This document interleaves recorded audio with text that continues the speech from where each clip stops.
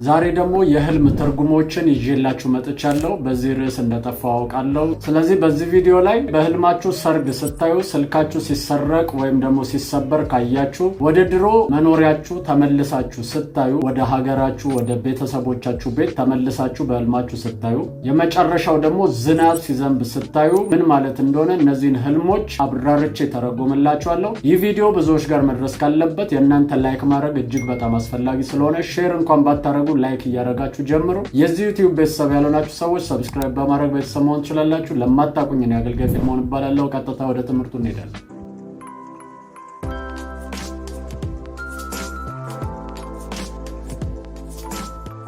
ሰላም ቅዱሳን ሁሉ መልካም፣ ክብር ለኢየሱስ ይሁን። እኔም ባለቤቴም በእኔ ዙሪያ ያሉ ቤተሰቦቼ ሁሉ ሰላም ናቸው። እናንተም ጋር ሁሉ መልካም እንደሆነ አምናለሁ። ቀጥታ ወደ ህልም ትርጉሞቹ እንገባለን። የመጀመሪያው ዝናብ ሲዘንብ ስታዩ። ዝናብ ሁለት አይነት ትርጉም ሊኖረው ይችላል። የመጀመሪያው ትርጉም የመንፈስ ቅዱስን ኃይል ወይም ደግሞ በመንፈስ መጠመቅን ያመለክታል።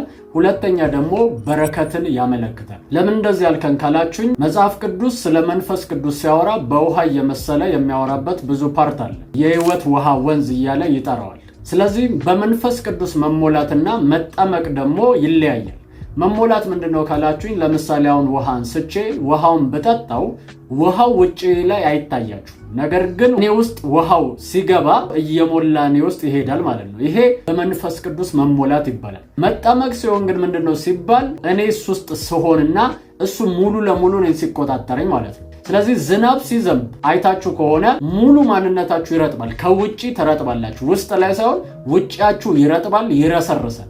ልክ እንደዛው ነው። በመንፈስ ቅዱስም ስትጠመቁ ሁሉ ማንነታችሁ በመንፈስ ቅዱስ ሲረጥብና ሲረሰርስ ማለት ነው። ከሰማይ ዝናብ ሲዘንብ ያችሁ ይህ የመንፈስ ቅዱስ ጥምቀትንና ኃይልን ያመለክታል ማለት ነው። ሌላኛው ደግሞ ዝናብ ምንድነው የሚያሳየው ካላችሁኝ፣ በረከትን ነው የሚያሳየው ብያችኋለሁ። መጽሐፍ ቅዱስ ላይ አይታችሁ ከሆነ ስጡኝና ፈትኑኝ ብሎ እግዚአብሔር ሲናገር ታያላችሁ። እና የሰማይ መስኮቶችን ባልከፍትላችሁ ብሎ ይናገራል። አይታችሁ ከሆነ በኖህ ዘመን እግዚአብሔር ዝናብን ሊያዘንብ ሲል ያደረገው ምንድነው ሲባል የሰማይ መስኮቶችን ከፈተ ይል። ስለዚህ እግዚአብሔር ደግሞ ሰማይ መስኮቶችን ካልከፈትኩላችሁ ብሎ ያንን ነገር ሲያገናኘው ከበረከት ጋር ታያላችሁ። ዝናብ ሲዘንብባችሁ ካያችሁ ወይም ዝናብ በኃይል ሲዘንብ ካያችሁ እግዚአብሔር ሊባርካችሁ የሰማይን መስኮት እንደከፈተላችሁና የእግዚአብሔር በረከት በነገራችሁ ሁሉ ላይ ሊፈስ እንዳለ የሚያሳይ ህልም ነው ማለት ነው። ይህ ህልም ደግሞ ኔጌቲቭ ትርጉም ይኖረዋል። ኔጌቲቭ ትርጉሙ ምንድነው ካላችሁኝ፣ ዝናብ ሲዘንብ መከራን ያመለክታል። ለምን? አብዛኛው ሰው አይታችሁ ከሆነ ልክ ዝናብ በሚዘንብበት ሰዓት ይሮጣል። አንዳንድ ጊዜ አስባለሁ እየዘነበ ያለው ዝናብ ነው፣ ውሃ ነው፣ የሚገል ነገር አይደለም፣ እሳት አይደለም፣ ጥይት አይደለም እየዘነበ ያለው። ነገር ግን ሰው ሁሉ የሚሮጥበትን ሌቭል ስታዩ ይደንቃችኋል። ህልማችሁ ዝናብ ሲዘንብ ካያችሁ ጠላት እናንተ ህይወት ላይ ሊያመጣው ያለው የመከራ ዝናብ አለ ማለት ነው። በዚህ ሰዓት ምን ማድረግ አለባችሁ ከተባለ ይህንን መከራ እግዚአብሔር እንዲያሳልፋችሁ እግዚአብሔር ፊት መጸለይ ይኖርባችኋል።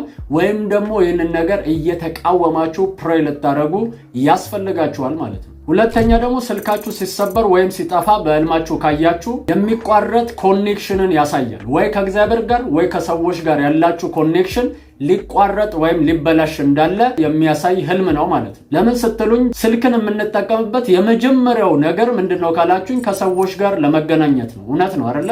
ያለ ስልክ ከሰው ጋር መቀጣጠር መገናኘት እጅግ በጣም አስቸጋሪ ነገር ነው። ይህ ነገር በሁለት አይነት መንገድ ላሳያችሁ ፈልጋለሁ።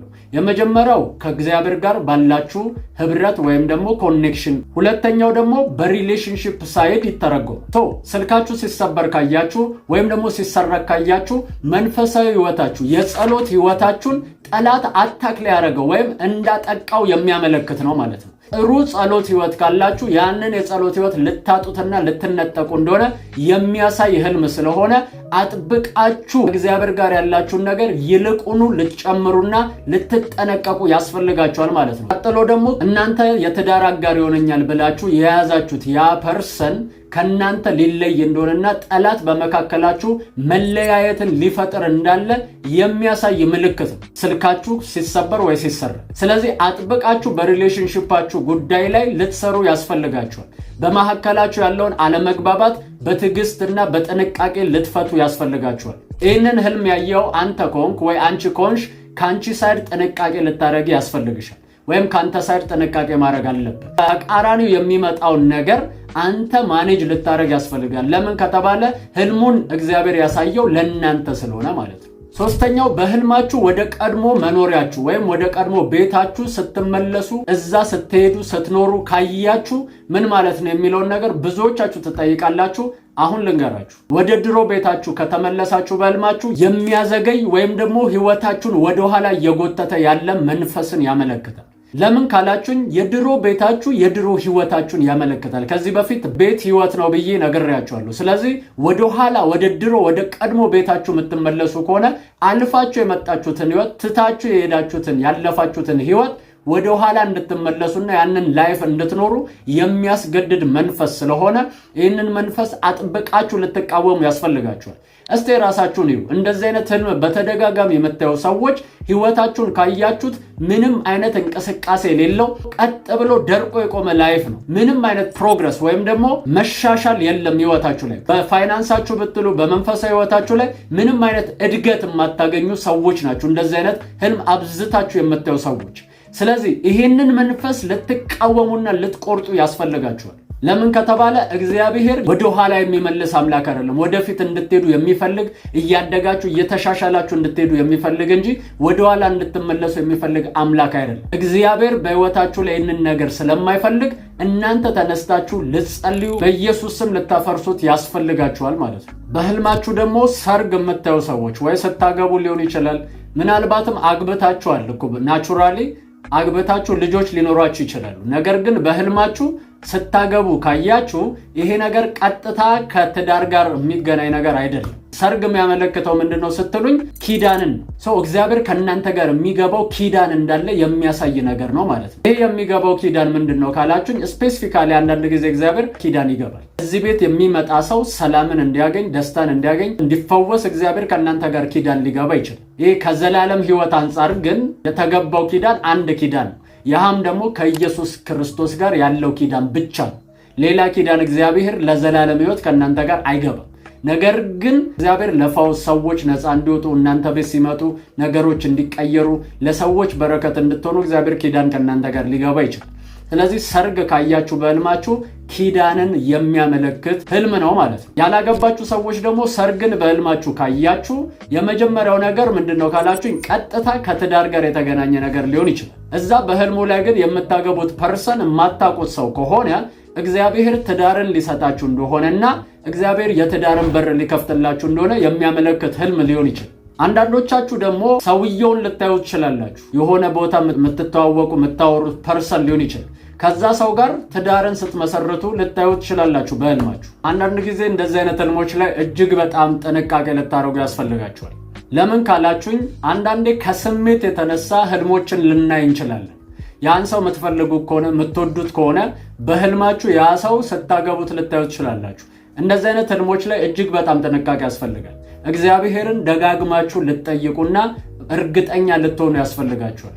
በሪሌሽንሺፕ በትዳር ሳይድ ሙሉ ለሙሉ ህልም ላይ መደገፍ አለብን ብዬ አላስብም። ልባችን የሚመሰክርልን ውስጣችን የሚቀበለው ነገር መሆን አለበት ብዬ አስባለሁ። ወይም ደግሞ ተደጋጋሚ ማረጋገጫዎች ለዛ ህልም ያስፈልጉታል ብዬ አምናለሁ። ስለዚህ በዚህ ነገር ላይ በጣም አምርራችሁ ጸልያችሁ በሚገባችሁ መንገድ እግዚአብሔር ማረጋገጫን እንዲሰጣችሁ ልትጸልዩ ያስፈልጋችኋል ማለት ነው። እነዚህ የህልም ትርጉሞች እንደጠቀሟችሁ ለብዙዎች ደግሞ በረከት እንደሚሆን አምናለሁ። ጌታ መቀበል ፈልጋለሁ የምትሉ ሰዎች ይህንን ጸሎት ከኔ ጋር ትጸልያላችሁ። እኔ የምለውን በማለት ኢየሱስን ወደ ህይወታችሁ ጋብዙት። እግዚአብሔር አምላክ ሆይ ዛሬ ወደ አንተ ስለጠራኝ አመሰግናለሁ። እግዚአብሔር ሆይ እኔ ኃጢአተኛ ነኝ። ኃጢአቴን ይቅር በለኝ፣ መተላለፌን ደምስስልኝ።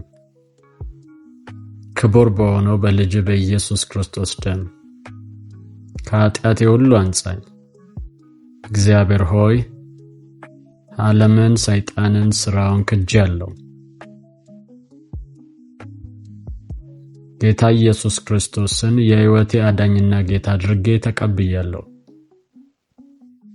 ኢየሱስ ክርስቶስ ከሙታን እንደተነሳ በልቤ አምናለሁ።